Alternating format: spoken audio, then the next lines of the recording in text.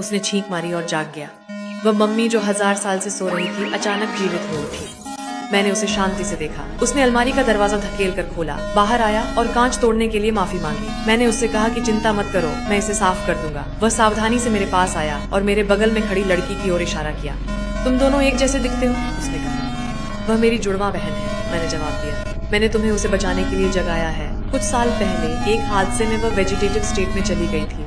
एक tennis ball उड़ती हुई आई और उसकी पेशानी पर लग गई। जब वह गिरी तो उसकी टोपी की पिन ढीली हो गई और वह सीधा उसके दिमाग में घुस गई। वह बच तो गई लेकिन तब से कोमा में है।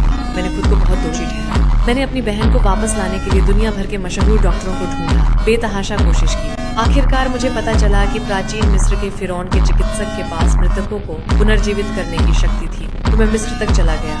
स्थानीय लोगों की मदद से मैंने जल्दी ही फिरौन की कब्र का पता लगा लिया। मैंने पत्थर के दरवाजे पर लगे यंत्र को दबाया और काला तरल बाहर निकलने लगा, लेकिन वह असली प्रवेश द्वार नहीं था। मैंने एक किताब निकाली, बहती हुई रेत को उठाया और उसे रखा, तब असली प्रवेश द्वार मिल गया।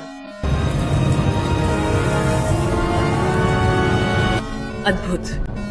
मिस्र वासियों ने सोना देखा और अमीर बनने के सपनों में खोए हुए उत्साहित होकर उसकी ओर दौड़ पड़े। लेकिन मेरी नजरें सिर्फ सर्कोफेगस में रखी मम्मी पर थीं। जैसे ही मैं सर्कोफेगस खोलने ही वाला था, किसी ने मुझे रोक लिया। फिरौन की कब्र खोलना अपवित्रता है। इसके लिए तुम्हें फांसी दी जा सकती है। क्या सच में? और उसका सोना लेने के लिए? उसके इतना कहते ही उसकी गर्दन में पड़ी ज्वेलरी अचानक जीवित हो उठी और उसकी गर्दन कस गई, जब तक कि वह घुटकर मर नहीं गया। उसके साथी भी मारे गए। मैंने ताबूत खोला, लेकिन जश्न मनाने से पहले ही मेरे सामने एक सेना आ खड़ी हुई। पता चला कि हमारे समूह में एक गद्दार था।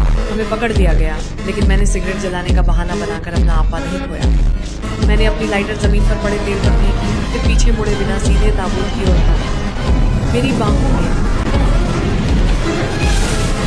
मम्मी और मैं एक भूमिगत नदी के रास्ते भाग निकले।